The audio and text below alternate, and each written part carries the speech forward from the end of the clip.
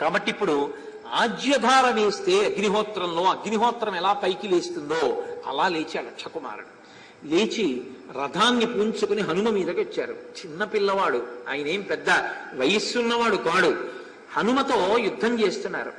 ఎంత గురి చూసి లక్ష్యాన్ని కొట్టవచ్చో అంత గురి చూసి బాణప్రయోగం చేస్తున్నాడు. ఇప్పుడు ఆ పిల్లవాడు లాఘవంతో వేసేటటువంటి బాణములకు చిక్కకుండా ఆ బాణముల మధ్యలో హనుమ తిరుగుతున్నారు. తిరుగుతూ తిరుగుతూ వచ్చి ఒక్కసారి ఆయన రథాన్నంతటిని తన అరిచేత్తో కొట్టారు. ఇప్పటి వరకు హనుమ అరిచేత్తో కొడితే తప్పుకున్నవాడు లేడు, దాంతో పాటే మరణించారు. కానీ అక్షకుమారుడు మాత్రం రథంలోంచి తప్పుకుని అంతే వేగంతో ఆకాశంలోకి ఎగిరిపోయాడు. హనుమ కూడా మళ్ళీ ఆకాశంలోకి వెళ్ళారు. ఆయన ఈయన్ని గురి చూసి బాణాలు వేస్తున్నారు. ఆయనకి సంతోషంగా ఉంది, చిన్న పిల్లవాడు ఎంత గొప్ప యుద్ధం చేస్తున్నాడని.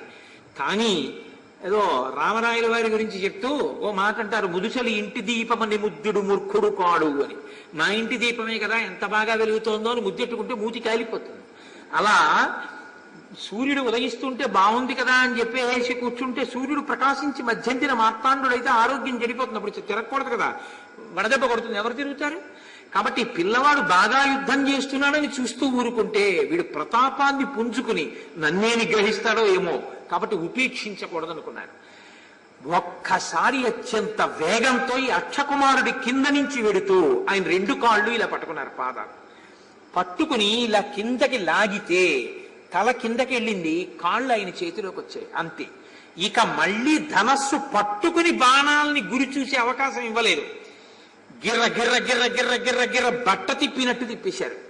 తిప్పేస్తే కండి గాలికి ఎగిరిపోయాయి ఆయన అవయవాలు కొన్ని ఆ వేగానికి. ఆ తర్వాత తిప్పి నేలకేసి కొడుతుంటే మహర్షి శాబ్దిక ప్రత్యక్ష ప్రసారం చేస్తారు. అసలు నిజంగా ఎంత భయానకంగా కొట్టారు.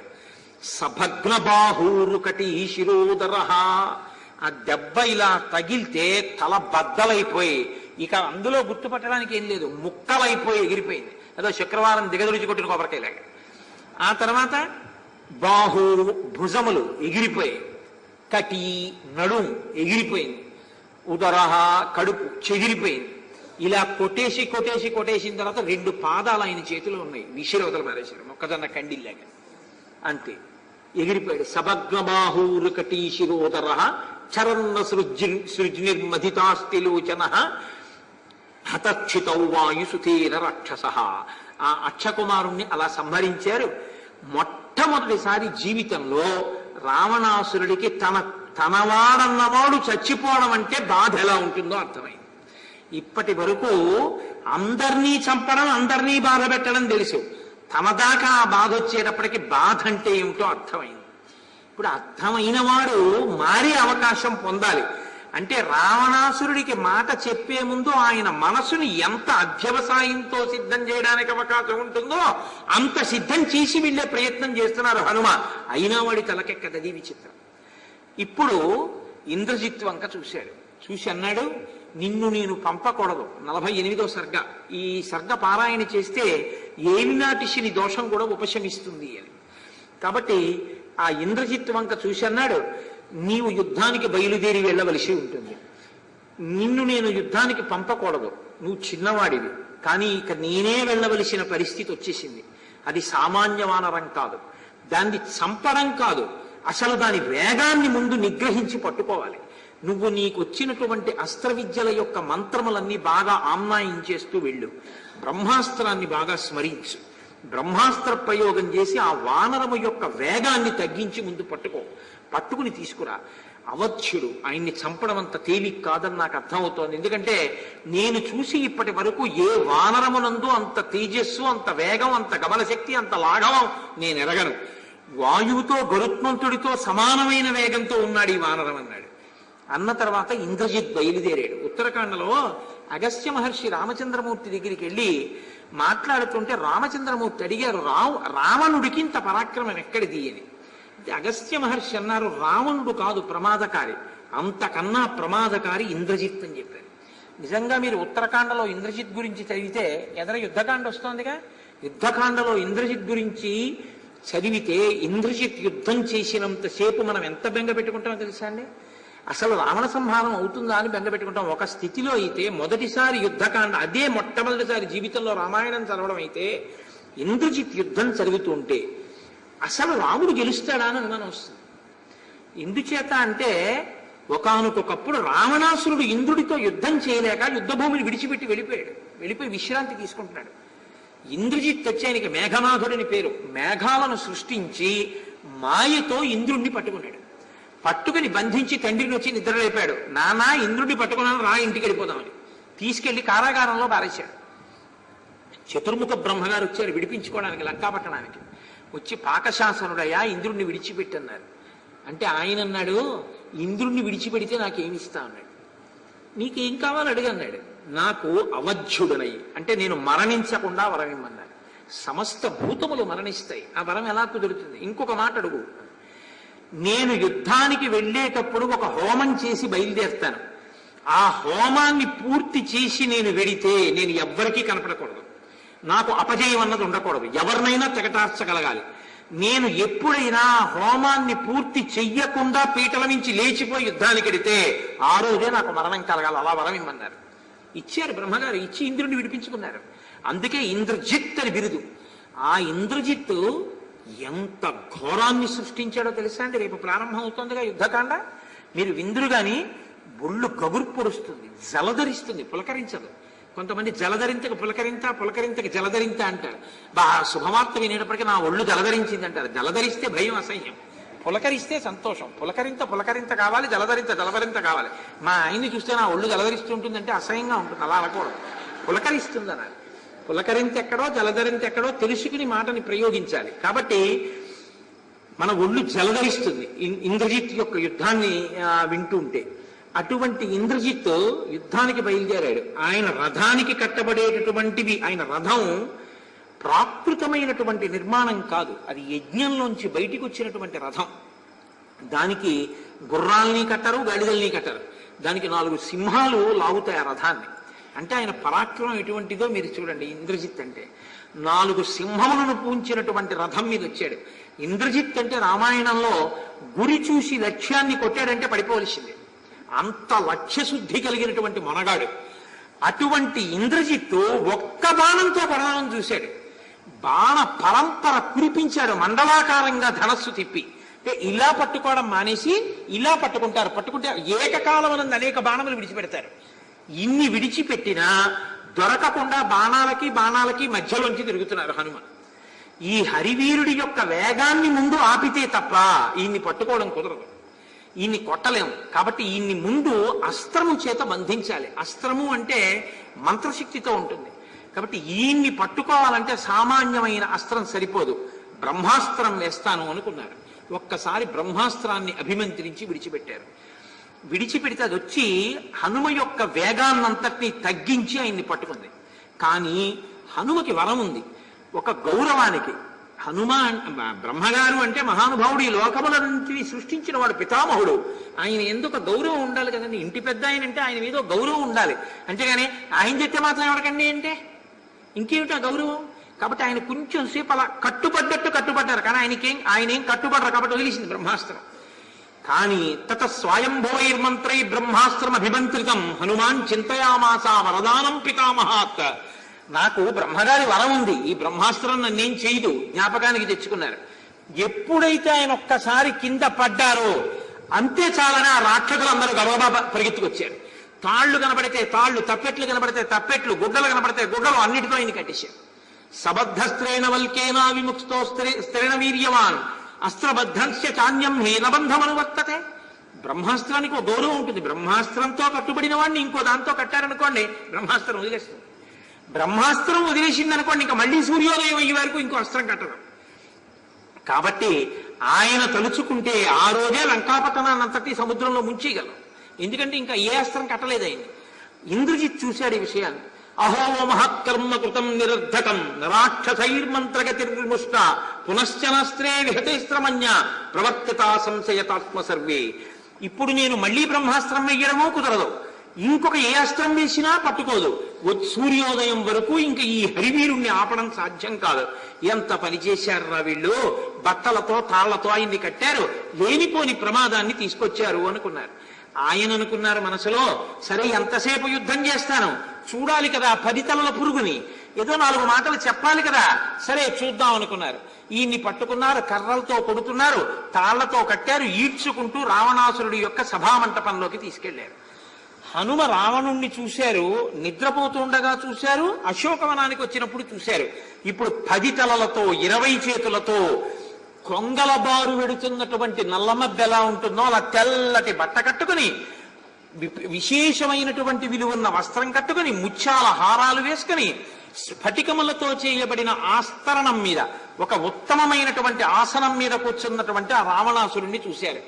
హనుమ చూసంటారు, అహో అహో ధైర్యం అహోద్యుతి, ఏమిటి ఈ రావణాసురుణ్ణి చూస్తే ఎంత కాంతితో ఉన్నాడు, ఎంత ధైర్యంతో ఉన్నాడు, నిజంగా ఈయన దగ్గర కానీ పరదారాహరణం అనేటటువంటి ఒక్క పాపం లేకపోతే ఈయన ఇంద్ర పదవిని అలంకరించి 3 లోకములను ఎలగలిగినటువంటి వాడు. కానీ మహాపాతకం ఏది చెయ్యకూడదో అది చేశాడు. మహాపతివ్రత అయినటువంటి సీతమ్మ తల్లిని అపహరించి తీసుకొచ్చి ఇక్కడ పెట్టాడు. ఈ పాపం కదా ఈయన కొంప ముంచేస్తోంది. ఎప్పుడైనా విచక్షణ కలిగినటువంటి వారు అవతల వారిలో ఉండేటటువంటి తేజస్సుని కూడా గుర్తించి మాట్లాడతారు. పక్షపాతంతో సంకుచితత్వంతో ఉండేటటువంటి వారు అవతల వారి యొక్క వైభవాన్ని గుర్తించలేరు. శంకాహృతాత్మాదోసా కపీంద్రం తేజసావృతం కిమేష భగవాన్ నంది భవే సాక్షాద్దిహాగత ఏన శక్తోస్మి కైలాసే మయా సంచలితే పురా. రావణుడు అనుకుంటున్నాడు, శంకాహృతాత్మాదోసా కపీంద్రం తేజసావృతం, ఎప్పుడూ నేను ఒక వానరుడు ఇంత తేజస్సుతో ఉండడం చూడలేదు. ఏమి ఈ వానరం ఇంత తేజస్సుగా ఉంది? ఒకవేళ ఆనాడు నేను కైలాస పర్వతం మీదకి వెళ్ళినప్పుడు నందీశ్వరుడు నాకు వానరములు వచ్చి లంకాపట్టణాన్ని నశింపజేస్తాయని శపించాడు. ఆ నందీశ్వరుడే వచ్చాడా అనుకున్నారు. ఈ రహస్యాన్ని ఉత్తరాఖండలో చెప్పారు. పుష్పక విమానం మీద కైలాస పర్వతం మీద వెళ్ళిపోతున్నాడు రావణాసురుడు. కింద పార్వతీ పరమేశ్వరులు నృత్యం చేస్తున్నారు. ఆ విమానం వెళ్ళలేదు, ఆగిపోయింది. ఎందుకు విమానం వెళ్ళలేదని అడిగాడు. కింద పార్వతీ పరమేశ్వరులు ఉన్నారు, వెళ్ళదు అన్నారు. అంటే ఆయన అన్నాడు, పరమేశ్వరుడికి బుద్ధి ఉండక్కర్లేదా, రావణుడు వెళ్తున్నాడని తెలియదా అన్నాడు. అంత అహంకారం అని కిందికి దిగి కైలాస పర్వతం మీద ఎవరు పరమేశ్వరుడు నేను చూడాలన్నాడు. నేను వెడుతుంటే ఎందుకు నాట్యం చేస్తున్నాడని అడిగాడు. నందీశ్వరుడు చూసి అన్నాడు, ఆయన వరకు ఎందుకు రా, నేను ఆయన కింకరుణ్ణి, ఆయన వాహనాన్ని, ఇంత అధిక్షేపించి మాట్లాడుతున్నావు, ఎవరు నువ్వు అని అడిగాడు. నేను రావణుణ్ణి, నేను తెలియదా అని. నందీశ్వరుడు పొట్టిగా ఉంటాడు, ఆయన్ని చూసి కోతి ముఖంతో ఉన్నావన్నట్టుగా నవ్వాడు.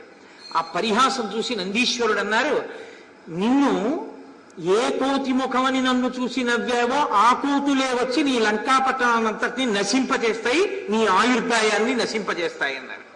వెంటనే దేవతలు పుష్పవృష్టి కురిపించారు. నందీశ్వరుడి యొక్క శాపానికి వానరములు చంపుతాయి, ఈ రావణాసురుని లంకని వానరములు నశింపజేస్తాయని. అప్పుడు సంతోషించారు.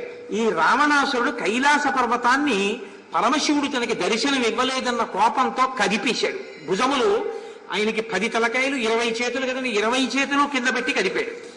కదిపితే పరమేశ్వరుడికి ఆగ్రహం వచ్చింది. ఆగ్రహం వచ్చి కైలాస పర్వతాన్ని కదుపుతున్నాడన్న కోపంతో ఒక్కసారి తన బొటన వేలుతో కైలాసాన్ని నొక్కాడు. నొక్కితే 20 చేతులు కైలాసం కింద ఉండిపోయి 1 సంవత్సరం పాటలా ఉండిపోయాడు. ఉండిపోయి పెద్ద రవం చేస్తున్నాడు.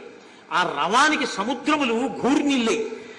ఎక్కడ ఇంట్లో ఈ అల్లరి 3 లోకములలో ఉన్న వాళ్ళు దేవేంద్రుడితో సహా ఉలిక్కి పడ్డారు. అంత పెద్ద అరుపులు అరిచాడు. మంత్రులు అన్నారు, అరిస్తే ఏమొస్తుందిరా, సామవేద మంత్రాలతో స్తోత్రం చేయి పరమేశ్వరుణ్ణి, ఆయన అనుగ్రహించి బొటనవేలు తీస్తాడన్నారు. అప్పుడు సామమంత్రములతో ఉపాసన చేశాడు. పరమేశ్వరుడు వచ్చి దర్శనమిచ్చి బొటనవేలు తీశాడు. ఉరే, ఇంత ఏడుపు ఏడిచావు, ఇంత కేకలేశావు కాబట్టి, ఇంత రవాన్ని సృష్టించావు కాబట్టి నిన్ను రావణ అని పిలుస్తున్నానన్నాడు. ఆయనకు ఆ పేరు నచ్చింది. ఆయన పేరు దశగ్రీవుడు అని రావణ అని పేరెట్టుకున్నాడు. అందరూ బాధపడేంత పెద్దరు పరిచారని ఆయనకేం సిగ్గులేదు. ఆ రావణ అన్న పేరుతో ఉన్నాడు. అప్పుడు పరమేశ్వరుడు మెచ్చుకుని ఆయనకు ఒక గొప్ప ఖడ్గాన్ని ఇచ్చాడు. నువ్వు ఏనాడు దీన్ని అవమానిస్తావో అది నాకు తిరిగి వచ్చేస్తుంది అన్నాడు. కాబట్టి నందీశ్వరుడు ఆనాడు నన్ను శపించాడు, ఆనందీశ్వరుడు కాని రాలేదు కదా అనుకున్నాడు. కిమేష భగవాన్ నంది భవే సాక్షాద్దిహాగత ఏన శక్తోస్మి కైలాసే మయా సంచలితే పురా. ఆనాడు నేను కైలాసాన్ని కదిపినప్పుడు నన్ను శపించిన నందీశ్వరుడు కాదు కదా అని మనసులో తలపోస్తున్నాడు. కానీ ఏనాడు అనుమానం వచ్చిందో ఆనాడే సగం చచ్చిపోయిన వాడితో సమానం. ఇప్పుడు హనుమ మాత్రం అహో రూప మహో ధైర్య మహో సత్వ మహోజ్యుతి అహో రక్షత రాజస్య సర్వలక్షణయుక్తత అంటారు. ఏమి ధైర్యం, ఏమి పరాక్రమం, ఏమి కాంతి, ఏమి తపశ్శక్తి రావణుడిది. ఈ పాపం చేయకపోయి ఉంటే ఎంత గొప్ప స్థితిని పొందవలసిన వాడు అనుకుంటారు. తాను తిన్నగా హనుమతో మాట్లాడడం తనకు అవమానమని ఆయనతో మాట్లాడకుండా ప్రహస్తుడి వంక తిరిగాడు, ప్రధానమంత్రి వంక తిరిగి ప్రహస్తుడితో అన్నాడు, ఎక్కడ నుంచి వచ్చింది, ఊరు పేరు ఏమిటి, ఇల్లేమిటి, ఏ రాజ్యం నుంచి వచ్చింది, ఎందుకు వచ్చింది, ఎందుకు అశోకవనాన్ని పాడు చేసింది కనుక్కో అన్నాడు. ఆ ప్రహస్తుడు అన్నాడు, మా ప్రభువు చాలా ఉదారుడు, నువ్వు భయపడకు, నీ ప్రాణములు నిలబడతాయి, నువ్వు మళ్ళీ సంతోషంగా వెళ్ళిపోవచ్చు, నిజం చెప్పు, నువ్వు ఎవరి దూతవి, ఎవరి పనుపుని వచ్చావు, ఎందుకు అశోకవనాన్ని ధ్వంసం చేశావు, మా ప్రభువుకి ఇష్టమైన ప్రమదావనాన్ని ఎందుకు పాడు చేశావు, సీతమ్మతో ఏం మాట్లాడావు, ఉన్నది ఉన్నట్లు చెప్పన్నాడు. అంటే ఆయన అన్నారు, నేను వచ్చింది రావణుడితో మాట్లాడడానికి, మధ్యలో నీతో మాట్లాడడం ఎందుకు, చెప్పేదేదో ఆ రావణుడికే చెప్తానన్నారు. భ్రాతుశ్రుడు సమావేశం సుగ్రీవస్య మహాత్మనః అని మొదలుపెట్టారు. నేను సుగ్రీవుని యొక్క రాయబారిని, రామచంద్రమూర్తి యొక్క దూతని, నువ్వు రాక్షసుడివి, ఆయన నరుడు. నీవు రాక్షసుడివైనా ఆయన నరుడైనా నేను మాత్రం రాక్షసుణ్ణి కాను, నరుణ్ణి కాను, వానరుణ్ణి, తటస్థుణ్ణి, ఇద్దరి గురించి తెలిసిన్నవాణ్ణి. మంచి మాట చెప్దామని వచ్చాను. సుగ్రీవుని యొక్క సచివుణ్ణి. సుగ్రీవుడి నీకు తమ్ముడితో సమానం, ఎందుకంటే నీకు వాలితో అన్నదమ్ముల మధ్య సంధి లాంటి సంధి ఉందిగా, కాబట్టి సుగ్రీవుడు నీకు తమ్ముడితో సమానం. సుగ్రీవుడు నీకు కబురు చేశాడన్నాడు. సుగ్రీవుడు తండ్రిని సత్యవాక్యమునందు నిలబెట్టడం కోసమని 14 సంవత్సరముల అరణ్యవాసం చేయడానికి భార్య అయిన సీతమ్మతో తమ్ముడైన లక్ష్మణమూర్తితో కలిసి జనస్థానంలో ఉండగా నీ పనుపన వెళ్లిన 14,000 మంది రాక్షసుల్ని రాముడు నిగ్రహిస్తే ఆగ్రహించిన నువ్వు మారీచుడన్న మాయామృగాన్ని పంపించి రామలక్ష్మణుల ఆశ్రమంలో లేకుండా చేసి సీతమ్మని అపహరించి తెచ్చి లంకాపట్టణంలో దాచావు. ఆ సీతమ్మ జనస్థానంలో ఉండగా నీ చేత అపహరింపబడింది. తస్య భార్య వనేనష్ట సీతాపతి మనువ్రత వైదేహస్య సుత రాజ్ఞో జనకస్య మహాత్మనః. ఆ సీతమ్మ సాక్షాత్ విదేహ వంశ ప్రభువైన మహాజ్ఞాని అయిన జనకుని యొక్క కుమార్తె, రామచంద్రమూర్తి ఇల్లాలు, దశరథుడి పెద్ద కోడలు. అటువంటి ధర్మాత్మురాల్ని మహాపతివ్రతని నువ్వు అపహరించి తీసుకొచ్చి లంకాపట్టణంలో బంధించావు. నేను బంధించలేదు, నేను తీసుకురాలేదని నన్ను దబాయించే ప్రయత్నం చేస్తావేమో. లక్షితేయం మయా సీతా తథా శోకపరాయణ వృత్తియాం అభిజానాసి పంచాస్యమివ పన్నయీం. నేను ఆ సీతమ్మని చూశాను, దర్శించాను, మాట్లాడాను. ఆ సీతమ్మ నీ చేత అనుభవింపబడవలసినటువంటి సుందరి అని నువ్వు అనుకుంటున్నావు, కానీ ఆమె 5 తలల పాము అని తెలుసుకోలేకపోతున్నావు. నీ మృత్యువుని నీవు తెచ్చుకున్నావు. రావణ, నీకు దేవ గంధర్వ యక్ష కిన్నెర కింపురుషాది గణముల చేత మృత్యువు లేదేమో, కానీ నరవాననములను నువ్వు కోరలేదుగా. నరుల చేతిలో చచ్చిపోతావు, వానరుల చేతిలో చచ్చిపోతావు. సుగ్రీవో నహిదేవోయం నాసురో నచరక్షత నదానవో నగంధర్వో నయక్షో నజపన్నగా. సుగ్రీవుడు గంధర్వుడు కాడు, యక్షుడు కాడు, కిన్నెరుడు కాడు, కింపురుషుడు కాడు, రాక్షసుడు కాడు, కాబట్టి సుగ్రీవుడి చేతిలో చచ్చిపోతావు. మానుషో రాఘవో రాజన్ సుగ్రీవస్య హరీశ్వర. రామచంద్రమూర్తి మనుష్యులకు ప్రభువు, పూర్ణమైనటువంటి నరుడు, కాబట్టి నరుడైన రాముడి చేతిలో చచ్చిపోతావు, లేదా సుగ్రీవుడి చేతిలో చచ్చిపోతావు. నేనెలా చచ్చిపోతానని నాకింత తపస్సు ఉంది అనుకుంటున్నావేమో. మూలఘాతి అయిన మహాపాతకాన్ని చేశావు. ఏదో చిన్నో చితకో పాపం చేస్తే శరీరంలో రోగంగా వస్తుంది, పైన భోగం ఉంటుంది, శరీరంలో రోగం ఉంటుంది. రోగము చేత భోగం అనుభవించలేడు, కానీ జీవించి మాత్రం ఉంటాడు. ఇంట్లో మధుర పదార్థాలు ఉంటాయి, తిందామంటే శరీరంలో మధుమేహ వ్యాధి ఉంటుంది, కానీ చచ్చిపోడు, బతికే ఉంటాడు. ఎప్పుడో ఓ స్వీటు తింటే కొంప పడిపోదు, రోజు తిన్నాడంటే మాత్రం చచ్చిపోతాడు. కాబట్టి ఏకకాలమనందు రోగము భోగము కూడా ఉంటాయి, ఏదో కొంత పాపం చేస్తే. కానీ నీవు చేసినది మూలఘాతి, అంటే అసలు శరీరం ఉండదు, పడిపోతుంది. మహాపాతకం చేశావు, మహాపతివ్రతని తీసుకొచ్చావు, కాబట్టి నీ శరీరం ఉండదు. నేను చెప్పిన పని చేయి. తదేవ ఫలవన్నేతి ధర్మస్య ధర్మనాశన ప్రాప్తం ధర్మఫలం తావద్భవతానత్ర సంశయ. ధర్మం ధర్మఫలాన్ని ఇస్తుంది, అధర్మం అధర్మ ఫలితాన్ని ఇస్తుంది. ధర్మం తన ఫలితాన్ని ఇస్తున్నప్పుడు అధర్మం ఫలితాన్ని ఇవ్వదు, అధర్మం ఫలితాన్ని ఇస్తుంటే ధర్మం ఫలితాన్ని ఇవ్వదు. ధర్మం అధర్మాన్ని తీయదు, అధర్మం ధర్మాన్ని తీయదు. ఇది జాగ్రత్తగా గుర్తుపెట్టుకో. పాపం చేశావు, పాప ఫలితం అనుభవించాలి. పుణ్యం చేశావు, పుణ్య ఫలితం అనుభవించాలి. ఇన్నాళ్ళు నువ్వు చేసినటువంటి పుణ్యం యొక్క ఫలితం అనుభవించావు. కాంచన లంకాపట్టణం వచ్చింది, ఇంతమంది కాంతలతో సంతోషంగా హాయిగా జీవితాన్ని గడిపావు. అయిపోయింది ఆ పుణ్యఫలం అంతా. నువ్వు తీసుకొచ్చిన ఒక ఇల్లాలు 10 నెలల బట్టి అశోకవనంలో శిశుపావృక్షం కింద కూర్చుని ఏడిచినటువంటి పాప ఫలితాన్ని నువ్వు అనుభవించవలసినటువంటి రోజు దగ్గర పడిపోయింది. అందుకేగా ఫలితం, నీ కొడుకు చచ్చిపోయాడు చూశావు, ప్రారంభం అయిపోయింది అధర్మ ఫలితం. కాబట్టి రావణ, నువ్వు ఇంకా తప్పుకోలేవు. నీ శరీరము కూడా పడిపోయే లోపలే నా మాట విను, నేను చెప్పిన పని చెయ్యి. సీతమ్మని తీసుకెళ్లి రామచంద్రమూర్తికి సమర్పించు. సమర్పించావా? రామచంద్రమూర్తి ధర్మాత్ముడు, శరణాగత వత్సలుడు. ఎన్ని తప్పులు చేసిన వాడైనా ఒక్కసారి నేల మీద పడి పాదములు పట్టుకుని పాహిమాం పాహి రామప్రభో పాహి రామప్రభో అంటే చాలు, అన్ని తప్పులను క్షమిస్తాడు. కాబట్టి రామచంద్రమూర్తి పాదములు పట్టుకో అన్నారు. ఆయన చెప్తే మాత్రం వింటాడా? చెప్పాలని వచ్చారు ఆయన. ఎంత చెప్పాలో అంత చెప్తున్నారు.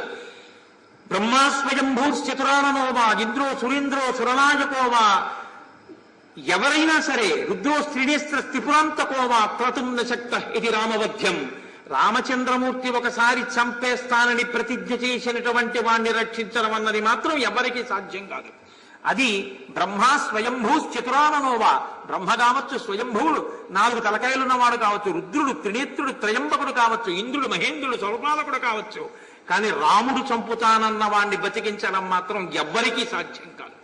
రాముడంటే సామాన్యమైనటువంటి వ్యక్తి. కేవలము ఒక నరుడు రాజ్యభ్రష్టుడని నువ్వు అనుకుంటున్నావు, కానీ రాముని యొక్క పరాక్రమం ఏమిటో నీకు తెలియదు. రాముడంటే సామాన్యమైన వీరుడు అనుకుంటున్నావు. నాకు చాలా ఇష్టం వాల్మీకి రామాయణంలో ఉన్న శ్లోకాలను యథాతథం చేశాడు మహానుభావుడు భాస్కర రామాయణంలో భాస్కరుడు. ఆయన అంటాడు, మండిత విస్ఫులింగ విషమ జ్వలితానల కీలల వజ్ర గర్భాండము నిండ రామ వసుధాధిపడేశడు వజ్ర సాధన ఖండిత పంచకంఠ కడకంఠ పురాంతక శైలచాలనోద్దండ బల ప్రచండ పురదండ విఖండన చండకాండముల్. రామచంద్రమూర్తి వచ్చి తన బంగారు కోదండాన్ని నిలబెట్టి అక్షయబాణ తూణీరములలోంచి బాణములు తీసి వింటినారికి సంధించి విడిచిపెడితే తలమనేటటువంటి మెరుపులతో లంకాపట్టణపు ఆకాశాన్నంతటినీ కమ్మేసి రాక్షస సంహారం చేస్తున్నప్పుడు రావణ, నీకు దిక్కన్నవాడెవరు ఉండడు, నిన్నెవ్వడు ఆదుకోలేడు. రామచంద్రమూర్తి యొక్క పరాక్రమం అంటే అటువంటిది. ఆయన యొక్క వీరోచితమైన లీల ఎటువంటిదో తెలుసా? చరణాగ్రమణ నీ భుజాదర్పమడిచిన ధూర్జటి విలు లీల తుంచి వహించే, వాలపాశంబనపడి నిన్ను కట్టిన వాలి నొక్కమ్మున కూలవేసే, అని నిన్ను జరగొన్న యర్జుని పరికొన్న పరశురాముని ఆది భంగపరచే, కడిమియ్యొక్కడ కళదూషణాదుల 14 వేల బారిసమరే, అమ్మహాధనుర్ధరునకెగ్గాచరించి హరిహర బ్రహ్మ శక్రాదులైన అతని భజత నిర్ఘాత సంఘాత పాత శాత బాణ ఘాత హతులుగాక బ్రతుకగలరే. ఆయన మహానుభావుడు రామచంద్రమూర్తి. ఒకానొక నాడు నువ్వు ఈ కైలాస పర్వతాన్నంతటినీ కదిపేద్దామని 20 చేతులతో కదుపుతుంటే పరమశివుడు తన బొటనవేలుతో నొక్కితే నీ చేతులు దాని కిందుండిపోతే ఏడుస్తూ పడుకున్నావు. అటువంటి పరమశివుడి యొక్క ధనస్సుని వింటినారిని అవలీలగా కట్టి టంకారం చేసి శివతను భంగం చేసినటువంటి మహాపురుషుడు రామచంద్రమూర్తి. అంటే చరణాగ్రమణని భుజాదర్పమలచిన ధూర్జటి విలు లీల త్రుంచి వైచే, వాలపాశంబున పడి నిన్ను కట్టిన వాలి నొక్కమ్మున కూలవేసే. వాలి సంగతి నీకు తెలుసుగా, నేను కిష్కింధకాండలో నీకు మనవి చేశానుగా. నిన్ను సంకలో గిరియించుకుని 4 సముద్రాలు తిప్పి అంతఃపురానికి తీసుకెళ్లి కింద బారేసి, ఎవడరా పరితల పురుగా నువ్వు సంధ్యావందనం చేస్తుంటే అల్లరి చేశావని అడిగాడు. అటువంటి వాలిని ఒక్క బాణంతో కొట్టేశాడు. అని నిన్ను జరగొన్న అర్జును బురిగొన్న పరశురాముని ఆది భంగపరచే. కార్తవీర్యార్జునుడి సంగతి నీకు తెలుసుగా. ఒకనొకప్పుడు నర్మదా నదిలో స్నానం చేయడానికి రావణాసురుడు వెళ్ళి స్నానం చేసి బంగారు శివలింగాన్ని తీసుకెళ్లి ఒడ్డున పెట్టి పూజ చేస్తున్నాడు. బంగారు శివలింగాన్ని పూజ చేసిన, శివలింగానికి బంగారు కవచాన్ని ఇచ్చిన మహదైశ్వర్యం కలుగుతుంది హిరణ్యలింగాన్ని పూజ చేస్తే. అందుకే మామూలు శివలింగానికి పూజ చేసిన పువ్వులు తీసి ఓం నిధనపతయే నమః, ఓం నిధనపతాంతికాయ నమః, ఓం సువర్ణాయ నమః, ఓం సువర్ణలింగాయ నమః అంటాం. బంగారు లింగంగా భావన చేస్తాం. కాబట్టి బంగారు లింగాన్ని పెట్టి పూజ చేసేవాడు రావణాసురుడు. ఒకనాడు బంగారు లింగానికి పూజ చేస్తున్నాడు నర్మదా నది ఒడ్డున. ఆ కింద ప్రవాహం కింద కార్తవీర్యార్జునుడు కాంతలతో జలక్రీడలు సలుపుతున్నాడు. ఆయనకి 1000 చేతులు. 1000 చేతులతో ప్రవాహాన్నంతటినీ ఆపేడు. ఏం జరుగుతుందో చూద్దామని. ఆ ప్రవాహం ముందుకి వెళ్ళలేక ఆ చేతులతో ఆనకట్ట కట్టినట్టు కట్టేస్తే ఆ ప్రవాహం వెనక్కి తిరిగింది. వెనక్కి తిరిగి పొంగి ప్రవహించి ఒడ్డున పూజ చేసుకుంటున్నటువంటి రావణాసురుని యొక్క శివ పూజ చేస్తున్న పూలనన్నింటినీ తనతో పాటు ఆ ప్రవాహం తీసుకెళ్ళిపోయింది. కోపం వచ్చింది రావణాసురుడికి. కోపం వచ్చి ఎవడురా కింద ప్రవాహం వెళ్లకుండా ఆపినవాడు చూడమన్నాడు. శుకసారణులని యుద్ధకాండలో వస్తారు వాళ్ళు. ఆ శుకసారణులు ఇద్దరు ఆకాశ మార్గంలో వెళ్లి యోజనం కింద కార్తవీర్యార్జునుడు 1000 చేతులతో నదీ ప్రవాహాన్ని అడ్డుకున్నాడన్నారు. వెంటనే ఈయన అక్కడికి వెళ్ళి యుద్ధం చేస్తానన్నాడు. ఇద్దరికి గొప్ప యుద్ధం జరిగింది. కింద బారేసి 1000 చేతులతోనూ పట్టుకుని బంధించి ఒక పురుగుని పట్టుకుపోయినట్టు పట్టుకెళ్లి తన అంతఃపురంలో కారాగారంలో పారేసి తలుపులు వేసేశాడు కార్తవీర్యార్జునుడు. స్వర్గలోకం నుంచి విశ్రవసో బ్రహ్మ తండ్రి అంటే రావణాసురుని యొక్క తాత పులశ్చ బ్రహ్మ బయలుదేరి వచ్చారు. వచ్చి జరిగిన దోషం జరిగిపోయింది విడిచిపెట్టమని అడిగితే కార్తవీర్యార్జునుడు విడిచిపెట్టాడు. అటువంటి కార్తవీర్యార్జునుడి యొక్క గురువై ఆ కార్తవీర్యార్జునుడి యొక్క 1000 చేతుల్ని నరికేసినటువంటి వాడు పరశురాముడు. అటువంటి పరశురాముడి చేతిలో ఉన్నటువంటి విష్ణు చాపాన్ని అందుకుని పరశురాముడు వెళ్లిపోయేటట్టుగా చేసిన వాడు రామచంద్రమూర్తి. కాబట్టి నువ్వెక్కడ నిలబడతావు రాయన ముందు? అని నిన్ను జరగొన్న అర్జున పురిగొన్న పరశురాముని ఆది భంగపరచే కడిమియ్య యొక్కట కరదూషణాదుల 14,000 బరి సమరే. కరదూషణలు అనేటటువంటి 14,000 మంది రాక్షసులు ఒక పక్క, రామచంద్రమూర్తి ఒక్కరూ ఒక పక్క. ఎప్పుడు ధనస్సుకి వింటినారి తొడిగారో, ఎప్పుడు బాణం తీశారో, ఎప్పుడు సంధించారో, ఎప్పుడు విడిచిపెట్టారో తెలియదు. అరణ్యకాండలో శూర్పణగా చెప్పింది మీరు విన్నారుగా. ఆయన యొక్క బాణ ప్రయోగ శక్తి అంటే 14,000 మంది రాక్షసుల్ని ఒక్క రాముడే తెగతార్చాడు. బండన భీముడత్తజన బంధవుడు ఉజ్వల బాణతోణ కోదండ కళాప్రచండ భుజతాండవ కీర్తికి రామమూర్తికిన్ రెండవ సాటి దైవమిక లేడనుచున్ గడకట్టి బేరికా దండ డాండ డాండ నినదంబుల చాండము నిండ మత్త వేదండము నిక్కి చాటెదను దాచరధి కరుణాపయోనిధి అంటారు రామదాసు గారు. అంత ఆయన భుజములు తాండవం చేస్తే యుద్ధం వస్తే అటువంటి మహానుభావుడు 14,000 మందిని నిగ్రహించాడు. అటువంటి రామచంద్రమూర్తితో నువ్వెక్కడ యుద్ధం చేస్తావురా? కాబట్టి అని నిన్ను చెరగొన్న అర్జును పురిగొన్న పరశురాముని ఆది భంగపరచే కడిమియ్యొక్కడ కరదూషణాదుల 14,000 బారి సమరే. అమ్మహాధనుర్ధరునికిగ్గాచరించి హరి హర బ్రహ్మ శక్రాదులైన అతని భయత నిర్ఘాత సంఘాత పాత శాత బాణ ఘాత హతులు కాక బ్రతుకగలరే. తురగశ్చందన మత్తవారణ భటస్తోమంబుతో కూడా నీపురి భస్మంబుగ కాల్చి సైనిక సుహృత్ పుత్రాన్ని జశ్రేణి నెత్తురు క్రక్కన్ పడగ్రుద్ది చంపి మరి మృత్యుక్రూరతన్ పట్టి నీ శిరముల్ త్రుంపగ నేనే చాలు జయశ్రీ లబ్ధి వర్ధిల్లగన్. సీతమ్మని తీసుకొచ్చి శిశుపా వృక్షం కింద కూర్చోబెట్టి నీ నోటికొచ్చినట్టు మాట్లాడతావురా నువ్వు? తురగశ్చందన మత్తవారణ భటస్తోమంబుతో కూడా నీపురి భస్మంబుగ కాల్చి సైనిక సుహృత్ పుత్రాన్ని జశ్రేణి నెత్తురు క్రక్కన్ పడగ్రుద్ది చంపి మరి మృత్యుక్రూరతన్ పట్టి నీ శిరముల్ త్రుంపగ నేనే చాలు. నీ గుర్రాల్ని, నీ ఏనుగుల్ని, నీ వాహనాల్ని అన్నింటినీ చంపి లంకని భస్మీపటలం చేసి నీ వారన్న వారు మిగలకుండా సంహరించి నీ 10 తలలు గిల్లేస్తాను రావణ. ఏమనుకుంటున్నావు? జయశ్రీ లబ్ధి వర్ధిల్లగన్. సీతం అంటే ఎవరనుకుంటున్నావు? నీకంఠర్పిత కాలపాశము శిరో నిర్ఘాత పాతంబు లంకౌక సంచయ కాలరాత్రి గలబద్ధోదగ్ర కాలాహి కన్యాకారాగత మృత్యువున్ జనక కన్యన్ వేగ నొప్పించి లోకైకత్రాణుని రామునింకనుము నీకా బుద్ధి కాకుండినన్ సీతారాముల కోపస్ఫీతానల శిఖలు కలయబెర్చుతూ లంకా భూతవ్రాతము భస్మీభూతముగా చేయుననుడు పొడమిన కిన్కన్. సీతమ్మ అంటే నీ నెత్తి మీద పడుతున్న పిడుగు, నీ మెడలో పెట్టుకున్న త్రాచుపం, నువ్వు తింటున్న విషాన్నం. ఏమనుకుంటున్నావు? చచ్చిపోతావు సీతమ్మ జోలికెడితే.